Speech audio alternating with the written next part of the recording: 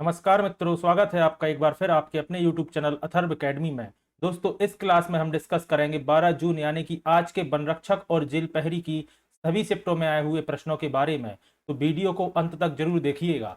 प्रश्न पूछा गया था, द्वितीय विश्व युद्ध किस वर्ष शुरू हुआ था? तो दोस्तों, द्वितीय विश्व युद्ध 1939 से 1945 तक चला, याद रखिएगा। 1 सितंबर 1939 1939 को द्वितीय विश्व युद्ध शुरू हुआ था। द्वितीय विश्व युद्ध एक वैश्विक युद्ध था जो 1939 से 1945 तक चला। द्वितीय विश्व युद्ध में लगभग 70 देशों के सभी बल शामिल थे। इस युद्ध के दौरान दुनिया दो हिस्सों में बंट गई थी। अगला प्रश्न था, महाकालेश्वर ज्योतिर्लिंग किस शहर में स्थित है? तो जैसा कि आप सभी जानते होंगे, महाकालेश्वर ज्योतिर्लिंग मध्य प्रदेश के उज्जैन में स्थित है। देश के 12 ज्योतिर्लिंगों में से 2 मध्य प्रदेश में स्थित हैं। महाकालेश्वर उज्जैन में एवं ममलेश्वर ज्योतिर्लिंग खंडवा जिले के मांधाता टापू पर ओमकालेश्वर में स्थित है, याद रखिएगा। महाकालेश्वर ज्योतिर्लिंग मध्य प्रदेश के उज्जैन शहर में स्थित है, जो कि देश के 12 ज्योतिर्लिंगों में से एक है। महाकालेश्वर में दक्षिण मुखी शिवलिंग स्थापित है, याद रखिएगा। उज्जैन क्षिप्रा नदी के तट पर स्थित एक प्राचीन नगर है। उज्जैन में ही मंगलनाथ का मंदिर है, जो कि मान्यताओं के अनुसार मंगल ग्रह की जन्मभूमि है, याद रखिएगा। अगला प्रश्न आया था, जवाहरलाल नेहरू निम्न में से किस समिति के अध्यक्ष नहीं रहे? तो दोस्तों, प्रारूप समिति के अध्यक्ष आप सभी जानते हैं डॉक्टर बी.आर. अंबेडकर थे और जवाहरलाल नेहरू इस समिति के अध्यक्ष नहीं थे। साथ ही याद रखिएगा, संविधान समिति के अध्यक्ष डॉक्टर राजेंद्र प्रसाद थे। प्रारूप समिति का गठन 29 अगस्त 1947 को किया गया था, जिसके अध्यक्ष डॉक्टर भीमराव अंबेडकर थे। साथ ही याद रखिएगा, संघ शक्ति समिति, राज्य समिति, संघ संविधान समिति के अध्यक्ष पंडित जवाहरलाल नेहरू थे। अगला प्रश्न था, भारत में हरित क्रांति की शुरुआत कब हुई थी? तो याद रखिएगा, वर्ष 1965 में हरित क्रांति की शुरुआत भारत में हुई थी। भारत में हरित क्रांति की शुरुआत 1965 में हुई थी। हरित क्रांति को उस अवधि के रूप में संदर्भित किया जाता है जब भारतीय कृषि आधुनिक तरीकों और प्रौद्योगिकियों को अपनाने के कारण एक नए औद्योगिक प्रणाली में परिवर्तित हो गई थी। एम.एस. स्वामीनाथन को भारत में हरित क्रांति के जनक के रूप में जाना जाता है, याद रखिएगा। अगला प्रश्न था, कैलाश सत्यार्थी को नोबेल पुरस्कार किस वर्ष मिला? तो याद रखिएगा, 2014 में। कैलाश सत्यार्थी एवं हलाला यूसुफ, जो कि पाकिस्तान की हैं, उन्हें 2014 में शांति का नोबेल पुरस्कार दिया गया था। 2014 में कैलाश सत्यार्थी को नोबेल शांति पुरस्कार दिया गया था, याद रखिएगा। अगला प्रश्न पूछा गया था, पर्यटन स्थल एरन कहां स्थित है? तो दोस्तों, एरन सागर में स्थित है, याद रखिएगा। एरन मध्य प्रदेश के सागर जिले में स्थित एक प्राचीन शहर और पुरातात्विक स्थल है। यह गुप्त साम्राज्य के एरिकिना प्रदेश की राजधानी थी। एरन शिलालेख गुप्त युग के दौरान प्रचलित सती प्रथा के प्रमाण की पुष्टि करता है, याद रखिएगा। अगला प्रश्न था, यूरोपीय गोल्डन बूट अवार्ड 2021-22 किसे मिला? तो दोस्तों, रॉबर्ट लेवांडोस्की को यूरोपीय गोल्डन बूट अवार्ड 2021-22 मिला है। रॉबर्ट लेवांडोस्की अपने करियर के दौरान 11 गोल्डन बूट पुरस्कार जीत चुके हैं, याद रखिएगा। अगला प्रश्न था, संयुक्त राष्ट्र औद्योगिक विकास संगठन की स्थापना कब हुई थी? तो दोस्तों, वर्ष 1966 में संयुक्त राष्ट्र औद्योगिक विकास निगम की स्थापना हुई थी, जिसे UNIDO भी कहा जाता है। संयुक्त राष्ट्र की एक विशेष एजेंसी है जो कि समावेशी वैश्वीकरण और पर्यावरण स्थिरता के लिए औद्योगिक विकास को बढ़ावा देती है।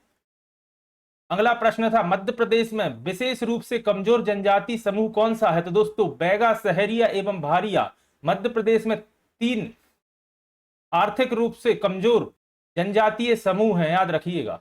अगला प्रश्न था, नाबार्ड में भारतीय रिजर्व बैंक का कितना हिस्सा है? तो दोस्तों, नाबार्ड में वर्तमान में RBI का 0% हिस्सा है। वर्तमान में RBI के पास नाबार्ड की हिस्सेदारी नहीं है। पहले भारतीय रिजर्व बैंक का नाबार्ड में 72.5% हिस्सा था, जिसे RBI द्वारा बेच दिया गया था, और अब भारत सरकार की नाबार्ड में 99% हिस्सेदारी है। नाबार्ड का पूर्ण रूप होता है राष्ट्रीय कृषि और ग्रामीण विकास बैंक। इसकी स्थापना 1982 में हुई थी, याद रखिएगा। अगला प्रश्न था, सिंधु घाटी सभ्यता की खोज कब हुई थी? तो दोस्तों, 1921 में सिंधु घाटी की खोज की गई थी, याद रखिएगा। सिंधु घाटी सभ्यता की खोज का श्रेय दयाराम साहनी को जाता है, जिन्होंने 1921 में इसकी खोज की थी। सिंधु घाटी सभ्यता को ही हड़प्पा सभ्यता के नाम से भी जाना जाता है, जो कि सिंधु नदी के तट पर विकसित हुई थी। अगला प्रश्न था, रेडक्लिफ रेखा निम्नलिखित में से किन देशों के मध्य स्थित है? तो दोस्तों भारत पाकिस्तान एवं भारत बांग्लादेश की सीमा रेखा को ही रेडक्लिफ रेखा के नाम से जाना जाता है। ऑप्शन में भारत पाकिस्तान था, जो कि इसका सही जवाब था। 17 अगस्त 1947 को भारत और पाकिस्तान को अलग करने वाली सीमा रेखा, जिसे रेडक्लिफ रेखा के रूप से जाना जाता है, सर सिरिल रेडक्लिफ द्वारा निर्धारित की गई थी। रेडक्लिफ भारत और पाकिस्तान और भारत एवं बांग्लादेश के बीच सीमा रेखा है। साथ में याद रखिएगा, भारत चीन सीमा रेखा का नाम मैकमोहन रेखा है और भारत अफगानिस्तान सीमा रेखा का नाम डूरंड रेखा है। यह भी दोस्तों दोनों काफी महत्वपूर्ण है नाम, मैकमोहन रेखा एवं डूरंड रेखा। अगला प्रश्न था, सत्येंद्र सिंह लोहिया का संबंध कहां से है? तो दोस्तों जैसा कि आप जानते हैं, सत्येंद्र सिंह लोहिया एक पैरा तैराक है और इनका संबंध मध्य प्रदेश के ग्वालियर से है। सत्येंद्र सिंह लोहिया एक पैरा स्विमर है या पैरा तैराक हैं, जिनका जन्म मध्य प्रदेश के भिंड जिले में हुआ था और वह ग्वालियर के निवासी हैं। सत्येंद्र सिंह लोहिया के नाम इंग्लिश चैनल एवं कैटालिना चैनल को पार करने का एशियाई रिकॉर्ड भी दर्ज है, याद रखिएगा। अगला प्रश्न था, भारत का राष्ट्रीय चिन्ह कहां से लिया गया है? तो दोस्तों भारत का राष्ट्रीय चिन्ह सारनाथ स्थित अशोक स्तंभ से लिया गया है। दोस्तों सारनाथ के अशोक स्तंभ एवं शिलालेख उत्तर प्रदेश के वाराणसी शहर के नजदीक पाए गए थे। भारत का राष्ट्रीय चिन्ह सारनाथ स्थित अशोक स्तंभ से लिया गया है और इसे the lion capital of Ashoka भी कहा जाता है और इसमें जानवरों से घिरे हुए विस्तृत आधार पर 4 एशियाई शेरों को दर्शाती हुई मूर्ति है। 1950 में इसे भारत के आधिकारिक प्रतीक के रूप में अपनाया गया था। तो दोस्तों यह वर्ष भी काफी इंपॉर्टेंट है, याद रखिएगा 1950। फिर प्रश्न था, भारत के वर्तमान उपराष्ट्रपति कौन है? तो आप सभी जानते होंगे जगदीश धनखड़ भारत के वर्तमान उपराष्ट्रपति हैं। भारत के वर्तमान उपराष्ट्रपति जगदीश धनखड़ हैं। उन्हें भारत के 14वें उपराष्ट्रपति के रूप में चुना गया है। भारतीय संविधान के अनुच्छेद 63 में वर्णित है कि भारत का एक राष्ट्रपति होगा एवं अनुच्छेद 64 में वर्णित किया गया है कि उपराष्ट्रपति ही राज्यसभा का पदेन अध्यक्ष होंगे और लाभ का कोई अन्य कार्यालय नहीं संभालेंगे, याद रखिएगा। अगला प्रश्न आया था, दिसंबर 2022 में किस बैंक ने शून्य शुल्क बैंकिंग बचत खाता लॉन्च किया था? तो दोस्तों आईडीएफसी फर्स्ट बैंक ने किया था, याद रखिएगा। आईडीएफसी फर्स्ट बैंक ने अपने कस्टमर्स के लिए कई सुविधाओं को फ्री कर दिया था, याद रखिएगा 2022 में। अगला प्रश्न था, खाद्य श्रेणी और कृषि श्रेणी के तहत 2022 में सर्वाधिक लोकप्रिय जीआई पुरस्कार किसे मिला है? तो याद रखिएगा हैदराबादी हलीम को यह पुरस्कार मिला है 2022 का जीआई। अगला प्रश्न था, मानव संसाधन विकास मंत्रालय द्वारा सारांश कब शुरू किया गया? तो दोस्तों यह 7 नवंबर 2015 को शुरू किया गया था, याद रखिएगा। अगला प्रश्न था, विटामिन की खोज कब की गई थी? तो दोस्तों 1912 में विटामिन की खोज की गई थी। फिर प्रश्न था, जल में जनित रोग कौन सा है? तो दोस्तों हैजा, जो कि जल से जनित रोग होता है। दोस्तों याद रखिएगा हैजा के अलावा टाइफाइड एवं पेचिस भी जल जनित रोग कहलाते हैं। दोस्तों आज की शिफ्ट में आए हुए लगभग 80% प्रश्न ऐसे हैं जो अपन कई बार अपने प्रैक्टिस सेट में पहले डिस्कस कर चुके हैं। अगला प्रश्न था, इकोलॉजी शब्द कब दिया गया था? तो दोस्तों 1866 में इकोलॉजी शब्द दिया गया था। फिर प्रश्न था, उत्प्लावकता का बल किस पर निर्भर करता है? तो दोस्तों यह विस्थापित द्रव्य के द्रव्यमान पर निर्भर करता है उत्प्लावकता का बल। उत्प्लावकता की खोज आर्किमिडीज ने अपने स्नानागार में की थी और आर्किमिडीज का संबंध ग्रीस से है, याद रखिएगा, और ग्रीस की राजधानी एथेंस है। यह प्रश्न आता है कि आर्किमिडीज का संबंध किस देश से है? तो याद रखिएगा ग्रीस से। और साथ ही प्रश्न आता है कि किस वैज्ञानिक ने अपने स्नानागार में एक प्रमुख खोज की थी? तो याद रखिएगा आर्किमिडीज ने, और उत्प्लावकता की खोज की थी, याद रखिएगा। अगला प्रश्न था, मैग्नेटाइट किसका अयस्क है? तो आप सभी जानते हैं मैग्नेटाइट लोहे का अयस्क होता है। फिर प्रश्न था, निम्नलिखित में से किस जीव में मनुष्य से कम गुणसूत्र पाए जाते हैं? तो दोस्तों अमीबा उसका सही जवाब था। मानव शरीर कोशिकाओं से बना होता है और इन कोशिकाओं में गुणसूत्र या जिन्हें क्रोमोसोम्स कहा जाता है होते हैं। एक सामान्य मनुष्य में 46 गुणसूत्र होते हैं गुणसूत्रों को मानव के अनुवांशिक गुणों का वाहक भी माना जाता है, याद रखिएगा। और इसे याद रखिएगा 46 होते हैं, काफी महत्वपूर्ण पॉइंट है। फिर प्रश्न था भारत का जुड़वा शहर किसे कहा जाता है? तो दोस्तों सिकंदराबाद एवं हैदराबाद को भारत का जुड़वा शहर कहा जाता है। हैदराबाद जो कि आप जानते होंगे तेलंगाना की राजधानी है, एवं सिकंदराबाद हैदराबाद से सटा हुआ एक शहर है जो कि तेलंगाना में ही स्थित है। फिर प्रश्न आया था प्रसिद्ध भारतीय क्रिकेटर राहुल द्रविड़ का जन्म किस शहर में हुआ था? तो दोस्तों इनका जन्म इंदौर में हुआ था। राहुल द्रविड़ का जन्म 11 जनवरी 1973 को मध्य प्रदेश के इंदौर में हुआ था। अगला प्रश्न था निम्नलिखित में से राष्ट्रपति शासन से संबंधित अनुच्छेद कौन सा है? तो दोस्तों अनुच्छेद 356 किसी राज्य में राष्ट्रपति शासन लागू करने से संबंधित है। भारतीय संविधान के 356 के अनुसार भारत के राष्ट्रपति को राष्ट्र के किसी भी राज्य में राष्ट्रपति शासन लगाने और राज्य सरकार को निलंबित करने का अधिकार होता है। अगला प्रश्न था 2023 में राष्ट्रीय पंचायत पुरस्कार सप्ताह का उद्घाटन किसने किया? तो दोस्तों इसका उद्घाटन राष्ट्रपति द्रौपदी मुर्मू ने किया था। पंचायती राज मंत्रालय राष्ट्रीय पंचायत पुरस्कार सप्ताह का आयोजन करता है, जो कि 17 अप्रैल से 21 अप्रैल 2023 तक मनाया गया था, 2023 में इसी वर्ष। अगला प्रश्न था मध्य प्रदेश खेल एवं युवा कल्याण विभाग की स्थापना कब की गई थी? तो दोस्तों 1 अक्टूबर 1975 को मध्य प्रदेश खेल एवं युवा कल्याण विभाग की स्थापना की गई थी। केंद्रीय खेल एवं युवा कल्याण मंत्री हैं अनुराग ठाकुर और मध्य प्रदेश खेल एवं युवा कल्याण मंत्री हैं श्रीमती यशोधरा राजे सिंधिया, याद रखिएगा। अगला प्रश्न था आ सूटेबल बॉय पुस्तक का लेखक कौन है? तो दोस्तों यह पुस्तक विक्रम सेठ की है, आ सूटेबल बॉय। अगला प्रश्न था चंद्रगुप्त मौर्य के प्रधानमंत्री कौन थे? तो दोस्तों आचार्य चाणक्य चंद्रगुप्त मौर्य के प्रधानमंत्री थे। आचार्य चाणक्य का नाम विष्णुगुप्त है, जिन्हें चाणक्य एवं कौटिल्य नाम से भी जाना जाता है। आचार्य चाणक्य को ही राजनीति के एक प्रमुख ग्रंथ अर्थशास्त्र का जनक भी माना जाता है, याद रखिएगा।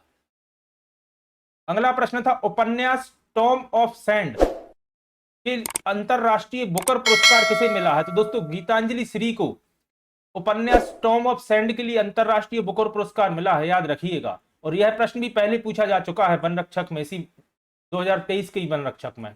अगला प्रश्न था इन्फोसिस का मुख्यालय कहां है? तो दोस्तों इन्फोसिस आप जानते होंगे एक आईटी कंपनी है और इसका मुख्यालय बेंगलोर में स्थित है। इन्फोसिस कंपनी की स्थापना NR नारायण मूर्ति ने 2 जुलाई 1981 को महाराष्ट्र के पुणे में की थी, जिसका वर्तमान मुख्यालय बेंगलुरु कर्नाटक में स्थित है। यह भारत की सबसे बड़ी आईटी कंपनियों में से एक है, याद रखिएगा। अगला प्रश्न था मध्य प्रदेश को अब तक कितनी बार कृषि कर्मठ अवार्ड मिल चुका है? तो दोस्तों अभी तक मध्य प्रदेश को 7 बार कृषि कर्मठ अवार्ड मिल चुका है। मध्य प्रदेश को लगातार 7वीं बार कृषि कर्मठ अवार्ड से सम्मानित किया गया है, याद रखिएगा, लगातार मिला है। यह पुरस्कार किसी भी राज्य को फसलों के उत्पादन और उत्पादकों को प्रोत्साहित करने के लिए दिया जाता है। अगला प्रश्न था उष्णकटिबंधीय क्षेत्र में तापमान कैसा होता है? तो दोस्तों अधिकतर गर्म तापमान होता है उष्णकटिबंधीय क्षेत्रों में। उष्णकटिबंधीय क्षेत्र आमतौर पर गर्म होते हैं क्योंकि यह भूमध्य रेखा के निकट स्थित होते हैं। किसी भी क्षेत्र का वातावरण 3 मुख्य कारकों से प्रभावित होता है: उसका अक्षांश, समुद्र तल से उसकी ऊंचाई एवं समुद्र से उसकी दूरी। अगला प्रश्न था विजयनगर साम्राज्य के शिल्पकार कौन थे? तो याद रखिएगा विप्र विनोदन विजयनगर साम्राज्य के शिल्पकार थे। विजयनगर साम्राज्य की स्थापना 1336 में संगम वंश के हरिहर एवं बुक्का ने की थी। दोस्तों यह सभी प्रश्न अपन पहले कई बार कर चुके हैं, याद रखिएगा। अगला प्रश्न था मध्य प्रदेश में अंतिम पंचवर्षीय योजना कब तक चली? तो दोस्तों याद रखिएगा 2012 से 2017 तक चली मध्य प्रदेश की 12वीं पंचवर्षीय योजना। और याद रखिएगा वर्तमान में 13वीं लागू है, जो कि 2017 से 2022 तक लागू होना थी, लेकिन उसे एक्सटेंड करके फिलहाल में वही लागू है। सरकार ने 12वीं पंचवर्षीय योजना के दौरान गरीबी को 10% तक कम करने का लक्ष्य किया था। 12वीं पंचवर्षीय योजना की अवधि 2012 से 2017 थी और 13वीं की दोस्तों 17 से 22 थी, जो कि अभी वर्तमान में लागू है। अगला प्रश्न था बैरोमीटर का आविष्कार किसने किया था? दोस्तों इनका नाम है एवेंजेलिस्टा टोरिसोला, इन्होंने बैरोमीटर का आविष्कार किया था।